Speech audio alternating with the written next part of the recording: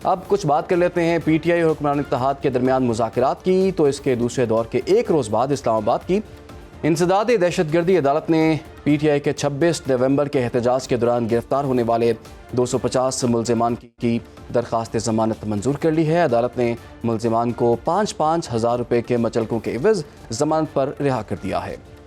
इंसदाद दहशतगर्दी अदालत में 26 नवंबर के एहतजाज में गिरफ्तार पीटीआई के कारकुनान की दरख्वास्त जमानतों पर समाअत हुई। अदालत ने मुकदमात में 250 मुल्ज़िमान की दरख्वास्त जमानतें मंजूर कर ली हैं। बात कर लेते हैं सीनियर तज्ज़ियाकार राना कैसर साहब से। राना कैसर साहब, ये दूसरा राउंड हुआ है, उसके ठीक एक दिन बाद हम देख रहे हैं कि कुछ लोगों की जमानतें भी हो गई हैं। क्या इसको ये समझा जाए कि मुज़ाकरात आगे बढ़ने का एक रास्ता है और आगे 26 नवंबर और 9 मई के वाक़यात पर जुडिशल कमीशन की जो पीटीआई बात करती थी, आपको लगता है ये डूएबल है? देखिए इमरान, ये इस बात के दो एस्पेक्ट्स हैं। एक तो इस हवाले से कि पीटीआई के साथ हुकूमत के मुज़ाकरात जारी हैं, और दूसरा ये है कि जो लोग गिरफ्तार हुए थे उनके मुकदमात और उनके केसेस की, जहाँ तक मुज़ाकरात की बात है, बिल्कुल ये केसेस जो है ये इंटरलिंक्ड है। हम ये नहीं कह सकते कि जी मुज़ाकरात एक अलहदा इशू है और ये गिरफ्तारियाँ और मुकदमात जो है ये अलहदा इशू है, दे आर इंटरलिंक्ड। अब पहले भी हम बात करते रहे हैं कि हुकूमत को सीबीएम देना होगा, हुकूमत पीटीआई से अगर कुछ डिमांड कर रही है तो क्या ऑफ़र कर रही है। तो ये चीज़ें एक बड़ी अंडरस्टैंडेबल हैं कि देखें, जब एक मैस प्रोटेस्ट होती है और उसमें मैस अरेस्ट भी होती है, और मैस अरेस्ट जो होती है वो किसी को पॉइंट आउट करके, आइडेंटिफाई करके किसी खास जुर्म के हवाले से गिरफ्तार नहीं होते। एक जनरल गिरफ्तारियां जो होती हैं उसके तहत होती है, और फिर उसमें रिहाइयां भी ऐसे ही होती हैं। जैसे अभी आप बात कर रहे थे कि 250 लोगों की जमानतें मंजूर होगी, नेचुरली उनके अगेंस्ट कोई बड़ा मामला नहीं है, और वो इसी तरह जब पकड़ धकड़ होती है मैस प्रोटेस्ट के दौरान, तो वो पकड़ धकड़ हुई और अब वो लोगों को रिहा कर दिया गया। और ये वाकई एक स्टेप फॉरवर्ड है, और ये it will go a long way इस मुज़ाकरात के प्रोसेस को कामयाब करने के हवाले से। एक कॉन्फिडेंस बिल्डिंग मेजर भी इसको आप कह सकते हैं। 150 लोगों की जमानतें रिजेक्ट हो गई, यानी उनकी जो एप्लीकेशन थी वो रिजेक्ट हो गई। अब आप देखिए कि पाकिस्तान तहरीक इंसाफ और हुकूमत के माबैन जो मुज़ाकरात हैं उसमें जुडिशल कमीशन वाला मामला अपनी जगह मौजूद है। अब आप देखिए कि कल इन्होंने एक रिटर्न अपना चार्टर ऑफ डिमांड देना था, जो कि नहीं दिया, और पता चला कि जनाब वो बानी पीटीआई जो है उनकी अहकामात के मुताबिक वो कहा गया कि अभी आप ना दें। तो देखिए दोनों तरफ से जो है अपने कार्ड्स फुली शो नहीं किए जा रहे हैं, और ख़ास तौर पे पाकिस्तान तहरीक इंसाफ अपने कार्ड्स फुली शो नहीं कर रही, they are keeping it to their chest. अच्छा, अब आप ये है कि वो जुडिशल कमीशन की डिमांड तो उनकी ऑलरेडी मौजूद है, और वो उसी को प्रेस करते चले जा रहे हैं कि 9 मई के हवाले से और 8 फरवरी के हवाले से और फिर 26 नवंबर के हवाले से उनके जो मुतालबात हैं वो सिर्फ यही हैं, दे डोंट वांट गवर्नमेंट के जी आप बिल्कुल एक यूनिलैटरल फैसला करके कोई पीटीआई को ओब्लाज कर दे। वो कह रहे हैं कि जनाब आप जुडिशल कमीशन बनाएं and let the commission find out कि एक्चुअली हुआ क्या था। अब आप देखिए कि अगर राना साहब, ये जो दो डिमांड्स की जो आप बात कर रहे हैं वो तो हम काफ़ी दिनों से सुन भी रहे हैं, लेकिन जब आज रिटन फॉर्म में जब कल इनको पेश करने का मौका मिला लेकिन उन्होंने पेश नहीं किया, कुछ मजीद वक्त ले लिया और दोबारा से मुलाकात के बाद फिर दोबारा तय। आपको लगता है कि दो मुतालिबात तक पीटीआई रहेगी, या इसमें कोई ऐसा मुतालिबा भी आ सकता है जो कि सबको सरप्राइज कर दे?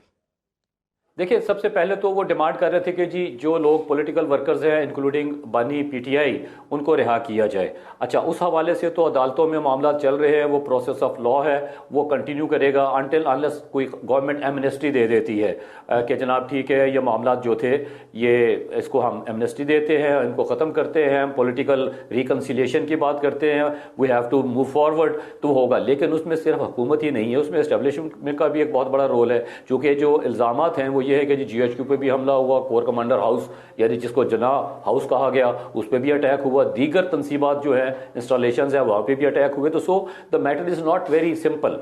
तो उस हवाले से आप पीटीआई जो है वो देख रही है कि हुकूमत किस तरह आगे बढ़ती है और क्या क्या ऐसे मामलात हैं जिसके ऊपर बातचीत हो सकती है, जिसका कोई सोल्यूशन निकल सकता है, जिसमें आप देखें कोई दोनों तरफ से कोई दरमियानी रास्ता निकल आता है, और जो मामलात हैं, जो टेंशन है। अच्छा राना साहब, एक और मामला ये है कि जो मिलिट्री कोर्ट से जिन लोगों को सजाएं दी गई थी उसके बाद हमने देख लिया कि कुछ लोगों की उनको माफ़ी भी मिल गई। उसमें मसला ये है कि पीटीआई तो ये मानती नहीं थी स्टार्ट से कि जी हमने 9 मई किया है, वो तो कहती जुडिशल कमीशन बनाए। लेकिन जो लोग पकड़े गए उसके बाद जिनको सजाएं हुई और उसके बाद जिन्होंने ये तस्लीम किया कि हमसे ही गलती हुई है, हमें इंसानी हमदर्दी की बुनियाद पर हमें माफ़ कर दिया जाए, उनको माफ़ी भी मिल गई। तो आप नहीं समझते कि इस एपिसोड के बाद पीटीआई का मौक़िफ़ जो है वो अब थोड़ा सा कमज़ोर पड़ गया है, क्योंकि वो तो जुडिशल कमीशन की बात कर रहे थे, लेकिन जिनको सजाएं हुई उन्होंने माफ़ी मांग ली और उनको माफ़ी मिल भी गई। ठीक, देखिए ये तो एक उन लोगों का बयान है जो अरेस्ट हुए और वो कहते हैं ना कि पाकिस्तान में किसी को पुलिस के हवाले कर दे तो अगर उसने बकरी चोरी की है तो जब थाने से बाहर आएगा कहेगा जी मैंने तो हाथी चोरी किया।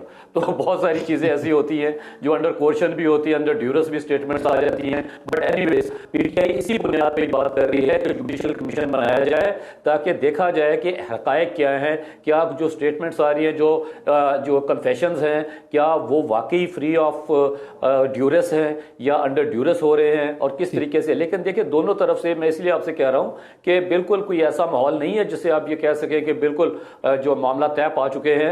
दोनों तरफ से अपने कार्ड शो नहीं किया जा रहे, अभी कहीं ना कहीं मामला फंसे हुए हैं।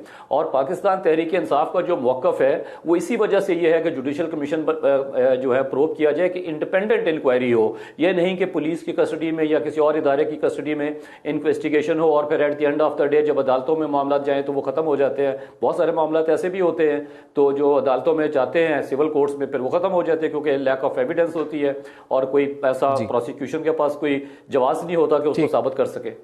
बहुत बहुत शुक्रिया आपका राना कैसर साहब हमारे साथ मौजूद थे। और पीटीआई के दरमियान जो हम देख रहे हैं मुज़ाकरात का दूसरा दौर हो चुका है, एक हफ्ते का मजीद ब्रेक है, उसके बाद मुज़ाकरात का तीसरा राउंड होगा जिसमें पीटीआई रिटन फॉर्म में अपने मुतालिबात जो है हुकूमत के सामने रखेगी। फिर देखना होगा कि बात कहाँ बढ़ती है और क्या दरमियानी रास्ता निकलता है नहीं।